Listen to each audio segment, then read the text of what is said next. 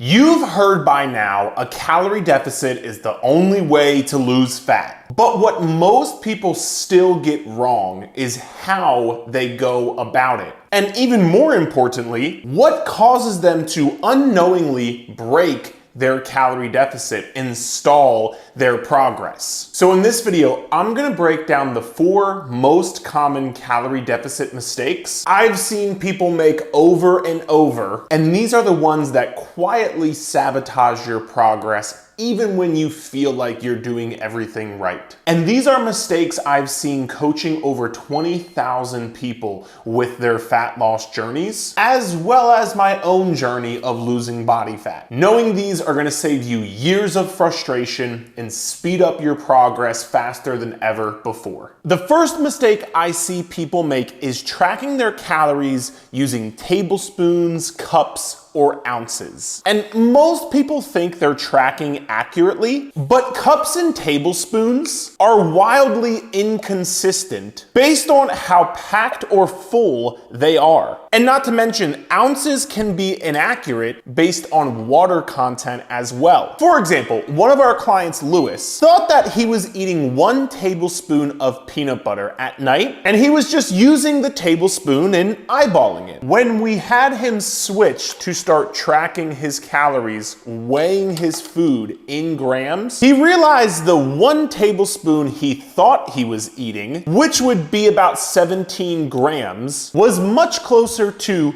2 tablespoons, which would be about 34 grams. And that would double the amount of calories that he was consuming than he thought he was. And that's just from peanut butter alone. Not to mention all the other foods he was doing that with throughout the day. This meant he was eating hundreds of more calories than he thought he was. Which is why, before he started coaching with us, his fat loss was stalled. And immediately after he started weighing his food in grams with a food scale and tracking his calories like that, that's when his progress started to take off. And this is why you might be thinking you're eating 1,600 calories, but in reality, you could be eating over 2,000 calories, and that's why you're not losing weight in a calorie deficit. And by the way, if you need to know exactly how many calories you should be eating for your calorie deficit, click the link in the description of this video. There's a totally free calorie calculator. Weighing your food in grams will give you the most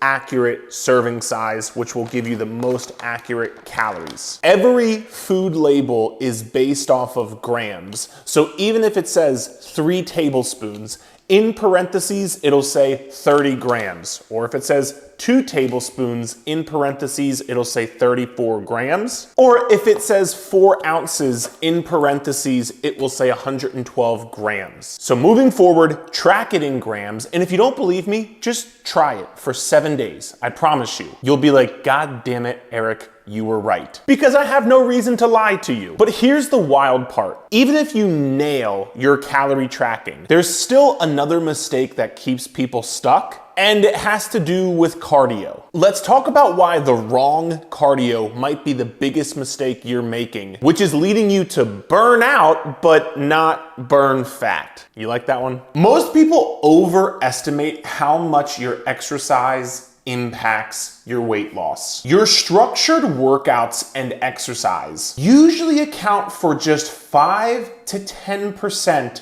of your daily calorie burn. I had a client one time, Nadia, who was doing 30-minute cardio sessions 3 to 5 times a week and was very frustrated with her lack of fat loss. We then looked at her daily step count, and it was only 3,000 per day. Not to mention her cardio was high intensity, which meant she was always hungry, craving junk food, and made it impossible to stick to her calorie deficit goal. All we did to change that and get her seeing progress was increase her daily step goal to about 8,000 per day, and we swapped out her 3 high-intensity cardio sessions for 3 weightlifting strength training sessions instead. And the result? Well, she lost more weight in the next 4 weeks than she did in the previous 3 months and had more energy doing it. Your exercise takes up 5 to 10% of your daily calorie burn. Meanwhile, your non-exercise activity thermogenesis, which is just a fancy word for your daily steps and all the other movement that you take throughout the day, whether it be doing chores in the house, parking farther away, taking the stairs instead of the escalator, that takes up 15 to 20%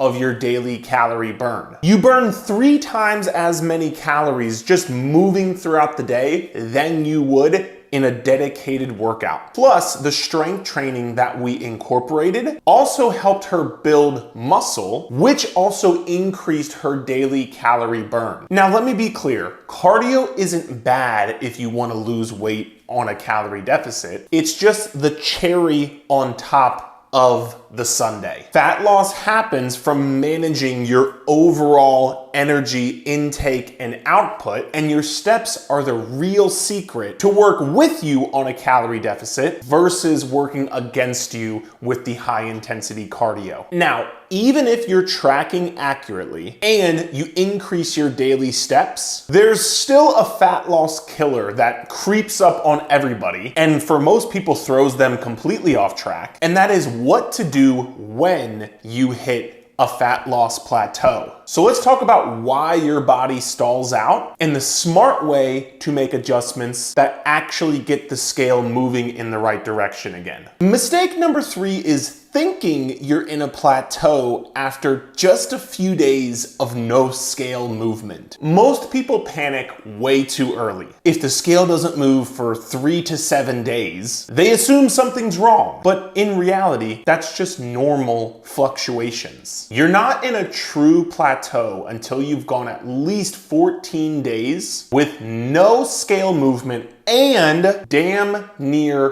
perfect consistency with your calories and your daily steps. One of my clients, Ralph, checked in one week and was asking about why the scale stalled out. Because his weight hasn't gone down in a week, I told him just wait 1 more week and let's see what happens. It turns out after the 2nd week, his scale dropped by about 2.5 pounds, and it's been dropping ever since. But we also had one client, Sarah, who also said she thought she was in a weight loss plateau. So we had her just double check her consistency with tracking and hitting her goals. And it came to find out there was a couple of days during the weekend she didn't track, and there were a couple of busy days at work where she didn't hit those step goals. She got dialed in for the next 2 weeks and she saw her scale drop. Remember, your body isn't a machine. Water retention, hormones, stress, eating out, hard workouts, women on your period, there's so many things that can mask your fat loss for a short period of time, but that doesn't mean you're in a fat loss plateau. It has to be at least 14 days with 0 pounds lost and at least 90% consistency. Now,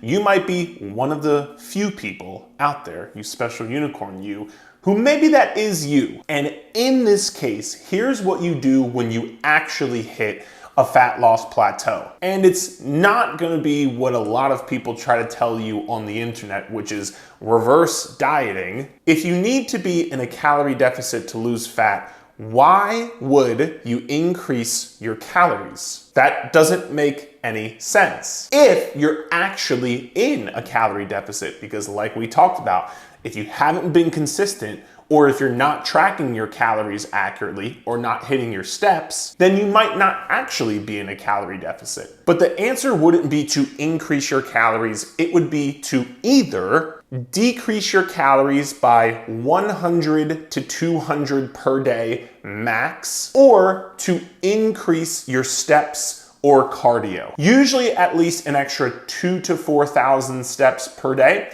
or an extra 1 to 3 cardio sessions per week at about 15 to 30 minutes each session. Because remember, calorie deficit means you are eating less calories than what you are burning. So to kickstart fat loss again, you would either need to decrease your calories or increase your calorie output, your calorie burn. And the goal here is small changes. You don't need to overhaul everything or cut out all of your foods or slash your calories by 500. If you actually are in a plateau, try those things and they're gonna help. But here's the thing, even if you're doing everything right that we talked about thus far, tracking your food right, getting your daily steps, making sure you're actually in a plateau and or adjusting if you are, you're still not going to see progress if your environment is working against you. Because most people aren't overeating or going off track because of hunger. You're going off track because your environment makes it impossible to stay on track. So let's talk about how your environment can sabotage progress and what to do instead to stay on track without having to rely on willpower 24/7. The truth is, your environment beats willpower every time. If the food that usually leads to you overeating is sitting in the pantry, fridge, or freezer, you're setting yourself up to lose a fight that never had to happen in the first place. One of our clients, Michelle, would do great all day, but every night she'd end up eating a whole bag of chips. We talked about it and she said, I always tell myself I won't, but I do it anyway. So we made one small change. The chips didn't get restocked. Instead, we made it a point to fill her fridge and cabinets with easy, goal-aligned snacks. Ones that she enjoyed, but she could actually control herself with. And in the first 2 weeks alone, she mentioned she felt 10 times more in control, dropped 3 pounds, and found it incredibly easier to stick to her calorie deficit. Willpower is a limited resource. The more temptations around you, the faster it runs out. So those trigger foods that are hyper palatable and delicious, high in calories, and hard to portion control with, like chips, cookies, candy, ice cream, it's not about never eating them. It's about making it not easy to overeat them daily, and instead build a supportive environment where you're keeping visible snacks that are low calorie, high protein, like Greek yogurt, beef jerky, fruit, by not leaving temptations sitting on your kitchen counter that you have to say no to walking past 40 times a day, and making sure your environment helps you succeed, not have to test your discipline and willpower every day, all day. And remember, you don't rise to the level of your motivation, you fall to the level of your environment. So staying on track really starts and ends with what you're buying at the grocery store, what foods you're bringing into the house, where you're going out to eat, and who you're going out to eat with. It's important to audit all of these things because losing fat is already going to be hard as it is. There's no reason for you to make it harder. If you've been making even one of these mistakes, fixing it could be the thing that finally gets the scale moving again. If you want help building a plan that's actually customized to you and your lifestyle, click the link in the description to apply for coaching. Or if you want to go even deeper on how to set up a calorie deficit, check out this video right here to maybe correct some of the other mistakes you've been making.